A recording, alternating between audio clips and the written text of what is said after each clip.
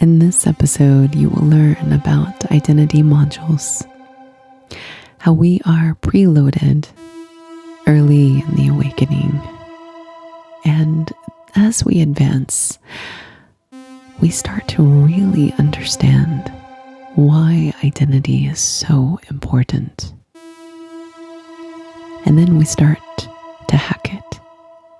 It becomes a masterpiece, a creation, a design, particularly as we open up into multidimensionality and traversing different parallel worlds, different timelines, identity, and your identity module.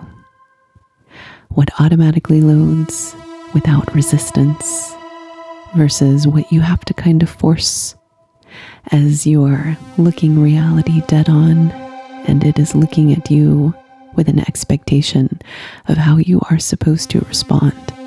And what you do in that minute, in that second, in that millisecond can potentially collapse a timeline or anchor you in. But let's start at the beginning. When we are earlier in the journey, we are preloaded. We have archetypal patterns. We have genes, biology. We have nature and nurture, our parents, our culture, where we're at in space and time, how our behavior is shaped by our peers, how it is conditioned by our world, our technology, how we talk, how we show up, what gender we identify with, if we identify with a gender at all. And that's just for some of you.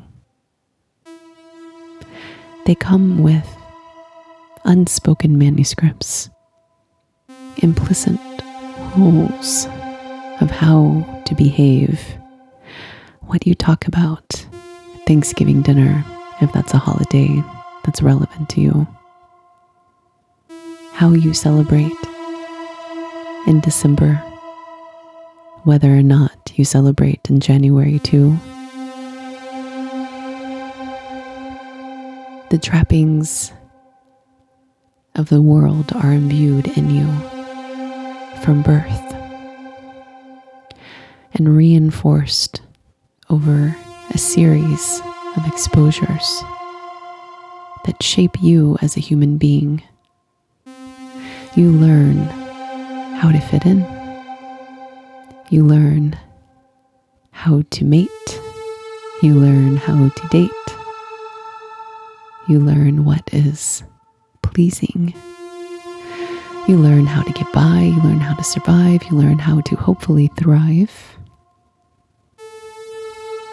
And you do so with a subset of behavior patterns and personality characteristics, some of which you didn't necessarily have any control over, particularly if you adhere to systems of astrology, energy of planets that create a blueprint, the time and place point that you were born. And this somehow, when you're unconscious at least, dictates your partnerships, your sex life, your karmic bonds, how you make money, the ways that you struggle, the ways that you might have celebrity energy, if you have a challenging time abroad. All of this can be forecast in your chart if you know how to look and read it. Whether or not you have a soulmate,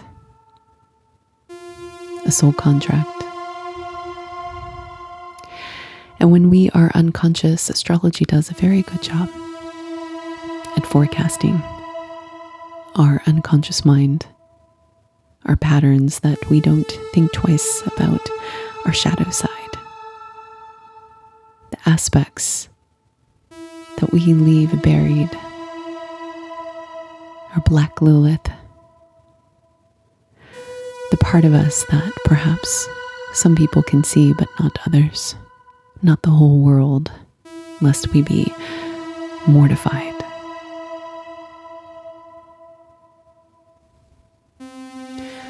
Identity is more than just your self-concept. But when you're unconscious, you don't even know, oftentimes, where and how that self-concept is imprinted in you. And in fact, I would argue that many people don't even take time to consider their self-concept at all. Some people do, and they want to understand, why am I the way that I am? They have insight, personal inquiry. I believe that you're one of those. But when people don't have this, they are, in effect, a walking ball of reactions without much personal responsibility, without much integrity sometimes. That's the honest truth. Without much consideration for how they impact others, not in a codependent way, not in an obsessive way, but even just a self-reflection sort of way. Could I have done that differently? That sort of way. Your self-concept is exactly how it sounds if you're new to this terminology. It's the idea of you that you're carrying around in your mind. And strikingly, when people are still struggling with things like insecure attachment styles, I see this a lot.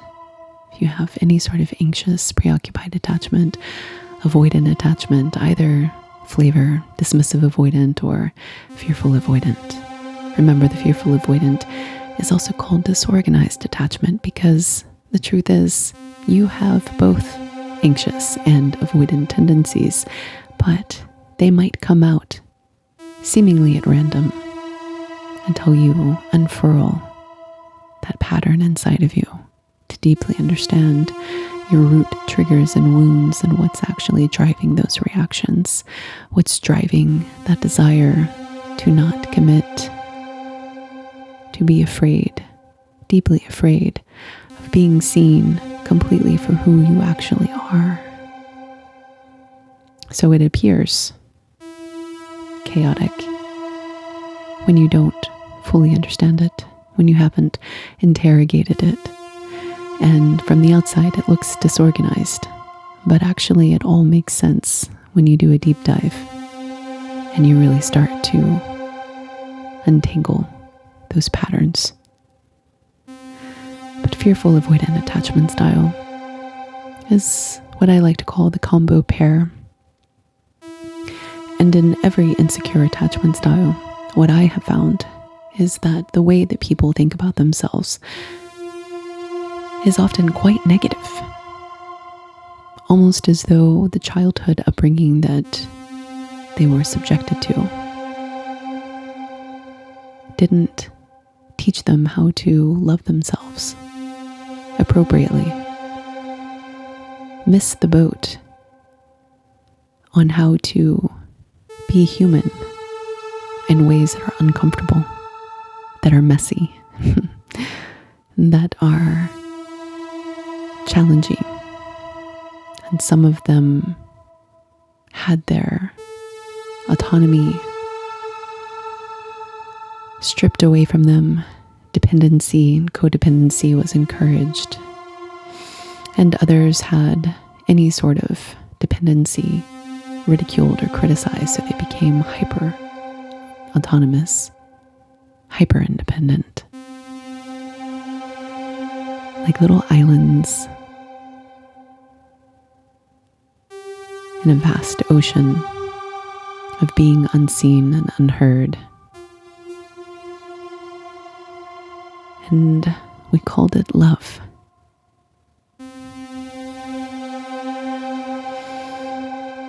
And very often, that negative self-concept when you really dig in and start working with people like this, which I happen to have the pleasure of and the honor of being deep inside the shadows of some important individuals that on the outside you would never suspect how much of a struggle their internal world is, because they're quite accomplished, quite successful, holding it all together, this outside image, but inside this fragility threatening to break.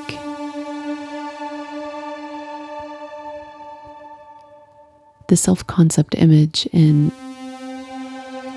almost everybody with an insecure attachment style, in my personal experience, was given to them by caregivers, formative experiences, early relationships and rejections, peers, bullying, social media in some cases, depending on the age bracket. And this created a deep insecurity of not knowing their value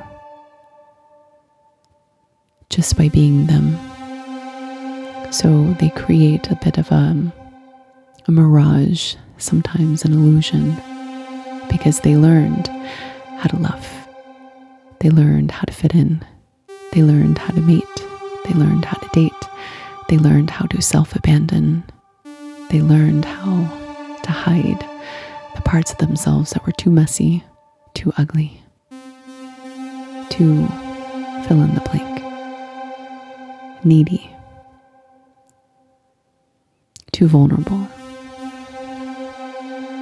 too much. And this self-concept sneakily rules their interactions unbeknownst to them, bleeding through, betraying them in the quiet moments when their partner pulls away, or when the deal that they want doesn't go through, and the tumultuousness, the hits to the self-confidence, they bolster that outside image, but inside it's like a collapse into the unknown, a collapse into self-doubt, self-criticism, embarrassment, humiliation, shame. Meanwhile, on social media, they smile.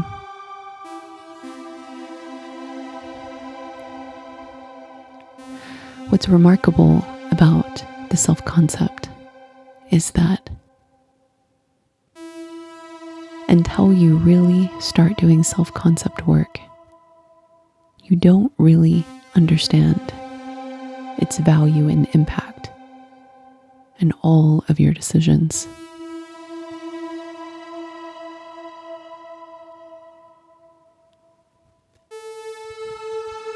As you begin to awaken, really awaken, there are different categories of awakening, right? There are different domains. And when you get to this self and the nature of the mind, this is when you confront your deepest, darkest, shadowy self, the part of you that never grew up, the part of you that never really trusted love, the part of you that wrestles with genuine intimacy and connection, often running from it or putting wedges between you and your partner. You could have an amazing partner, an amazing life, and still fall prey to this. The projects that need to be taken care of first, before the unwinding, the subtle avoidance, the clamming up, the pulling away, the being stuck in the head, the wanting to connect more but feeling cold, frigid, like there's a barrier that you can't quite cross And it didn't start off this way. And it's so subtle how it creeps up on you. Is it me? Is it them? Is it both of us? Why is my body not responding like it used to? Why does my heart feel closed off? Why am I prioritizing all of these other things, almost as though I'm avoiding?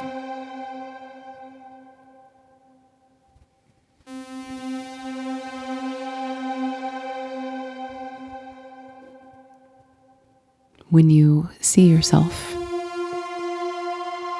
and everything that you are, it's a beautiful sight to behold. But if you're not prepared for the confrontation of the shadow self, it can be excruciatingly hard. We love feedback that's positive, that's nurturing, that's supportive, kind, that's reinforcing, particularly when we have a distorted self-image. Not everybody does, but some people do. Or they have challenges integrating the parts that they've rejected. So they perceive criticism where there isn't necessarily. They perceive rejection or ridicule or abandonment when it's not actually there. But because they've rejected a part of themselves, they have a hard time accepting actual constructive feedback. And so they have a tendency of not wanting to really internalize it, not wanting to hear it, not wanting to remain steady with it, to integrate it into a holistic view of themselves. And so they have a tendency of surrounding themselves with yes people. That's a great idea. Yeah, let's do it. That's also a great idea. Fantastic, let's do it. Great idea.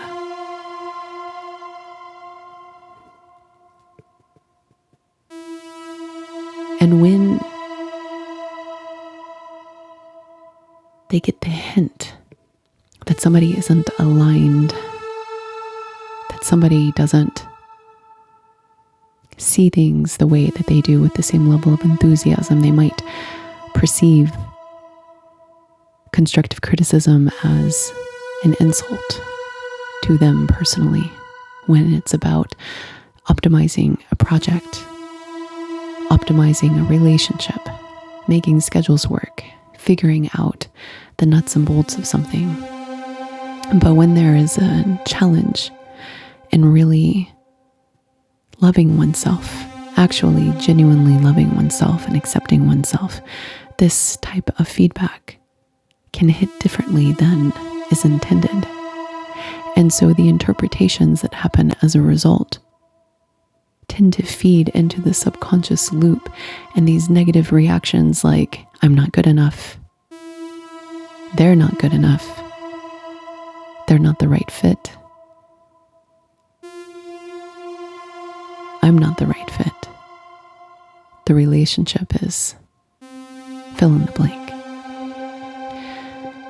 As a result, they lose the opportunity to take in a collaborative approach with somebody. They might fall into relationships where they are overly docile, submissive, or the reverse can be the case. Instead of absolving their decision-making into somebody else, they become the primary person driving the reins, where they feel competent and safe but not overly challenged, not actually allowing another partner to really come in and expand their view, not actually being receptive to any constructive feedback at all. This type of person can actually be awake, believe it or not, can be on the path. and can be quite successful, all while harboring this relationship to their inner world that is sometimes confusing, with emotions that they struggle to keep into balance without a clear understanding of why.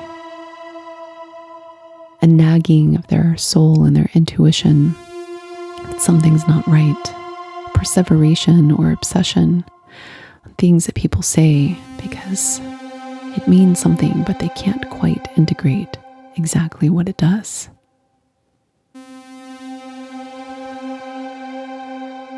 The self-concept is so fundamentally important and understanding, and it's beyond the ego.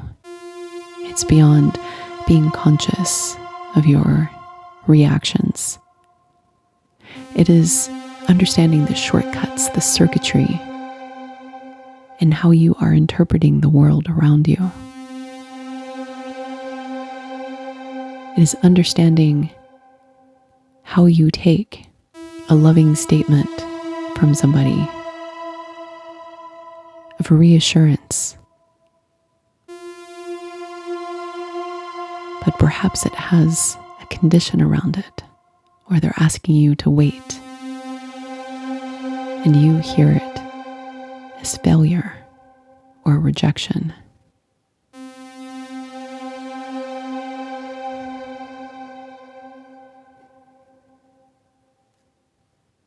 When you get deeper into manifestation, this is when identity hacking becomes a notable accomplishment, because you really start to do that deeper level of work. You start really observing yourself, playing out patterns and loops and conversations and reactions and side eyes and passive aggressiveness, depending on what your defensive reaction is, dismissiveness, invalidation, triangulation. You may find yourself sliding backwards, quote unquote, regressing under certain conditions, with certain people, feeling frustrated, like, I thought I've mastered this. I see this a lot in my work, helping my clients soul contracts, where they've done a lot of work, and then they meet that person, and that person brings up stuff that they thought was healed.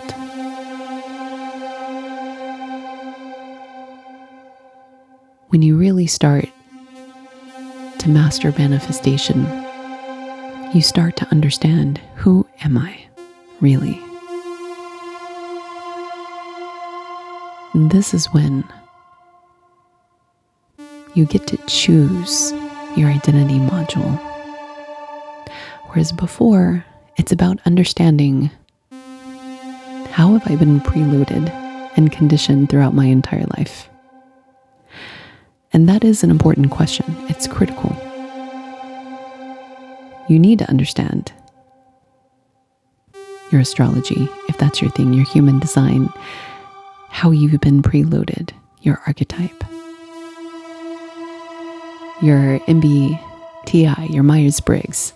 You need to understand those things because they tell you how you have unconsciously fallen into circles of humanity that are shared amongst others, with some differences, of course. How individual traits are expressed at an individual level is going to be unique to you. But when we look at archetypes and we look at cycles of humanity and roles that people play, and if we think about us as a collective playing out certain lessons on a grand stage, on a world stage even, then we know that there are characters. And so understanding your character build and how you were preloaded is absolutely essential. And before people are awake, just as a reminder, they don't even do that. They're on the grand stage, playing their role, saying their lines without even being aware that A, they have options, and B, that they're lines. Because they over-identify with the character, and it's very, very, extremely real. And as you begin to awaken beyond, you start to realize not only is it a play that I may have unconsciously participated in, if not co-created, I have choices. I can get off the stage. I can break the generational curses. I can pattern interrupt and manifest wildly different outcomes, or simply just optimize my already incredible life by tweaking a couple things here and there. And this is when you get to load an identity module. And this is the precursor to quantum shifting. When you take on an identity module, it's all encompassing. It's not just the self-concept. It's not just how you think of yourself. If we were to look inside your mind like it was a mirror, like you looking in a mirror, but we were to look in your mind, we would see this map of how you thought of your traits, how you thought of your personality, how you showed up in the world. Then we would look at your behavior. We would sequence your most probable actions. Yes, of course you have free will, but within a certain segment, you're going to act in relatively predictable ways. That's what makes humans humans. We're actually quite predictable. In fact, you get yourself locked up if you become too unpredictable. Word to the wise, especially when you start quantum shifting. Society runs on predictability. How are you doing? You have, as most people do, several different ways to answer that question. None of which require taking off your clothes in front of a stranger. Unless you happen to be in the right context, where that would be part of the subset of predictable, okay responses. If you just randomly on the street start taking off your clothes in front of strangers who ask you how your day is, you will get yourself locked up. You see what I mean? So when you're on the street and somebody says, "Hey, how are you doing?" you have a couple of different options on how you would reply. How would you reply?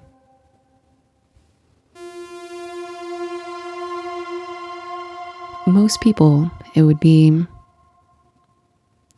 "I'm great, I'm having a good day, how about you?" Or some variation of that. Or, "Do we know each other?" Or perhaps no response at all, depending on that stranger and your assessment of them. So understanding that just because we have 5, 10, 15 choices in the lineup of options and we select doesn't actually mean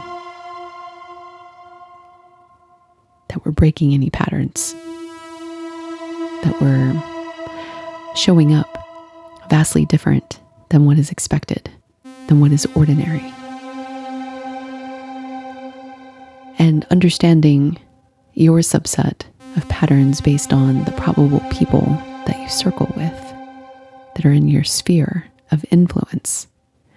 Your variations might be slightly different, but once you learn that subculture, then you fall into your 5 to 10 to 15 options. And You make yourself congruent with the group because that's what we do. We learn how to fit in. We learn how to mate. We learn how to date. We learn how to be spiritual. You fall in line. Most people do. There's even a dress code. Whether or not you participate is up to you. Whether or not that resonates is up to you. But being aware of how we fall into groups and genres and subsections of society is what Identity Modules is all about. Harnessing the power of an identity module. For many of you who are advanced on this journey, you already know that to really manifest something vastly different, you have to embody the frequency, the version of you that already has it. You have to embody the mannerisms, the way that person decides, the way you say hello, the way you stand. At least this is what they say in the manifestation culture. I'm not saying that it's right or wrong. I find it interesting to explore, but I actually believe that it's a little more complicated because you have internally congruent identity modules that you can load without resistance, that just fit like a part of you that's always been there waiting to be expressed. Perhaps it's a poet, perhaps it's an actor, perhaps it's a mother. You have a role, a latent role inside of you that under the right conditions you just naturally fall into because you've been waiting for that subconsciously. And so it's easy to manifest a wildly different career that's in alignment with your latent identity module, your role and your set of behavioral sequences that are waiting and yearning to be expressed. And it's quite different when you are trying to manufacture something that is not really you, but something that you are adhering to because you want to identify with it. And so you're brute forcing it on like a suit, like a human suit.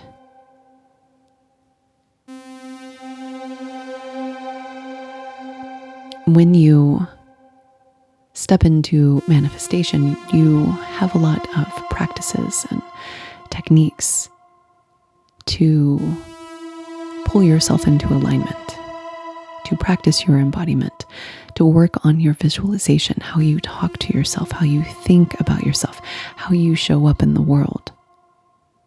And when you start quantum shifting, then it goes, in my personal opinion, to another level of mastery.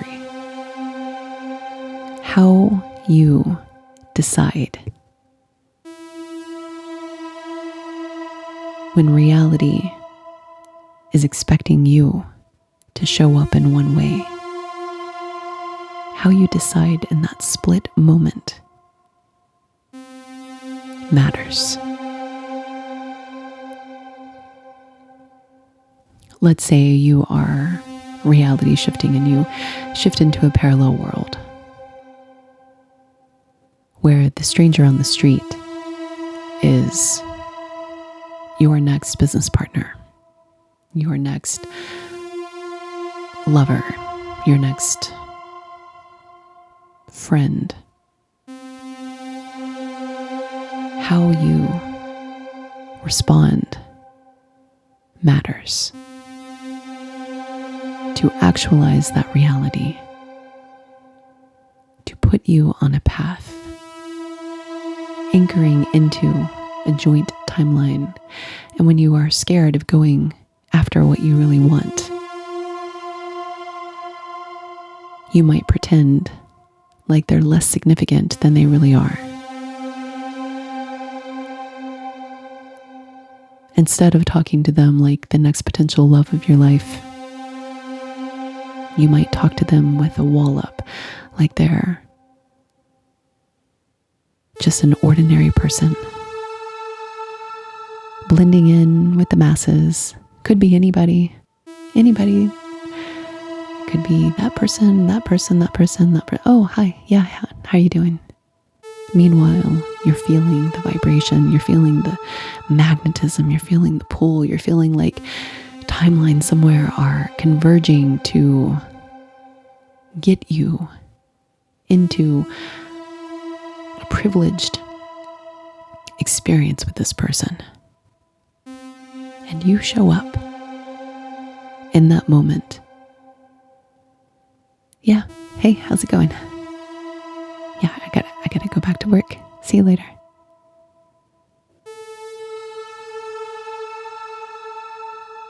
Understanding when timelines converge is this process of being in tune with your intuition. It is a feeling, actually.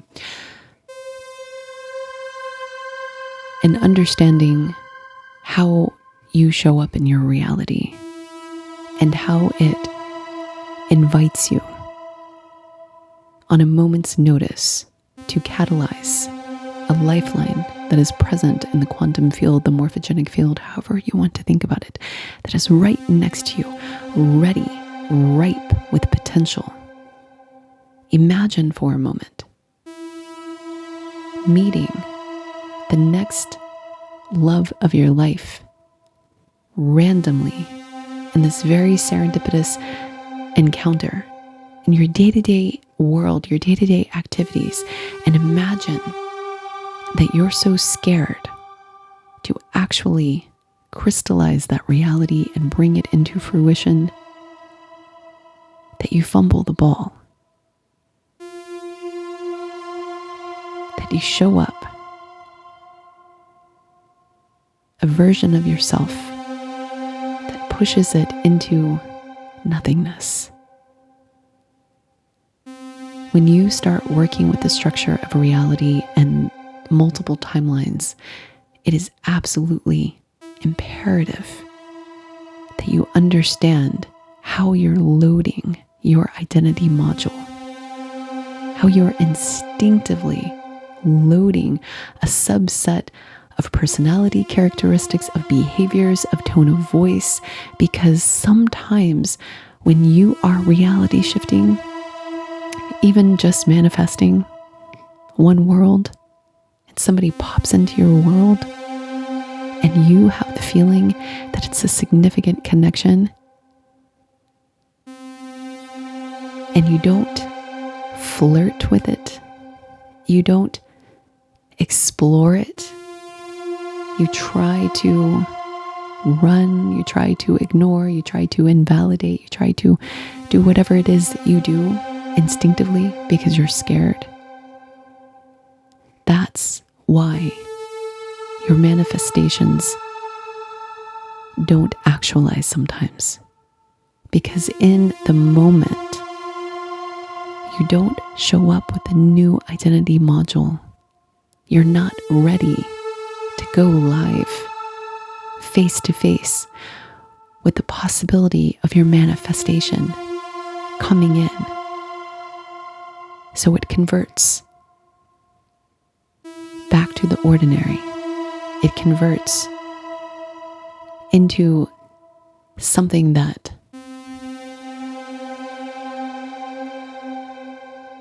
will never be, or it delays it until you can load your identity module differently.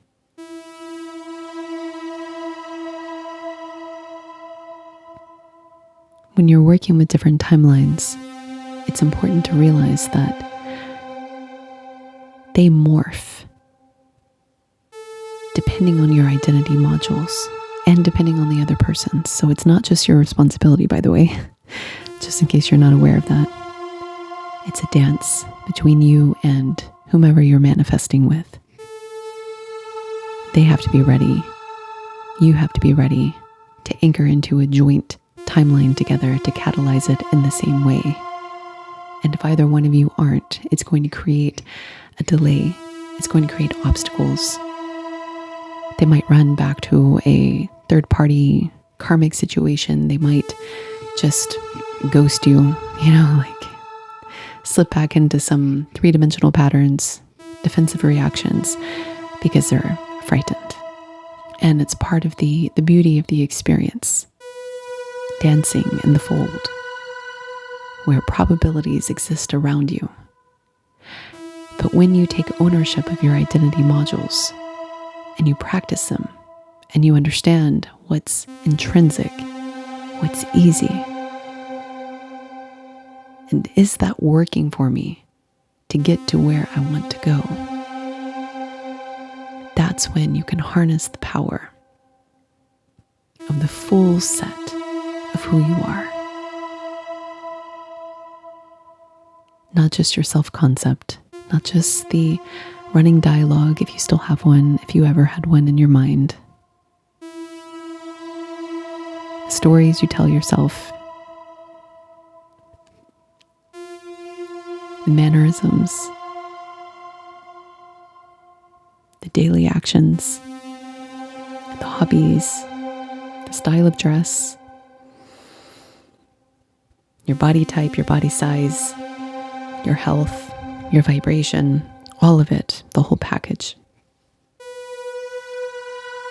That identity construct, the whole package of you, is what an identity module is.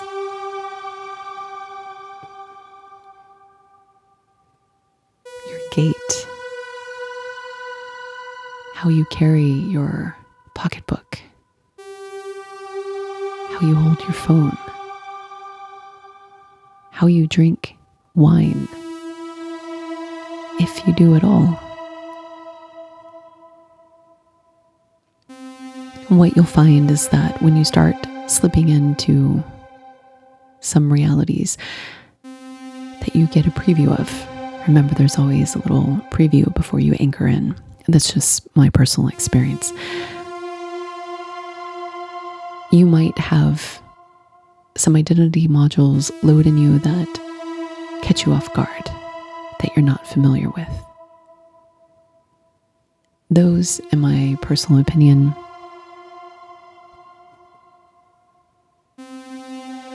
are invitations to explore. Perhaps there are timelines available to you that you didn't know existed. And so pay attention to the versions of you that surprise you, particularly when you are attuned to reality shifting events, when you've calibrated your nervous system to detect those and begin to hold those, because that's distinct. You can detect it, but you might not be able to hold it at first. And when you feel, as you are shifting, that there's another version of you that wants to come out and play, and you're not acquainted with that one, that's the time to ask yourself, who am I really? Because perhaps the version of you that you thought you were, perhaps that's incomplete. And how do you make room for that one too, if you want to? How do you explore those timelines? This is what I will be talking about on my new private playlist about quantum shifting, EC by Dr. C. The link is in the description. If you're interested, if you feel the call for that, there's a vault of recordings, and I share some deep reflections about life as a quantum shifter and how to upgrade yourself to really anchor into that identity construct, identity module, perhaps, if you will, and more, with monthly meditations delivered to your inbox. EC by Dr. C, Enlightenment Chronicles by Dr. C. Until next time.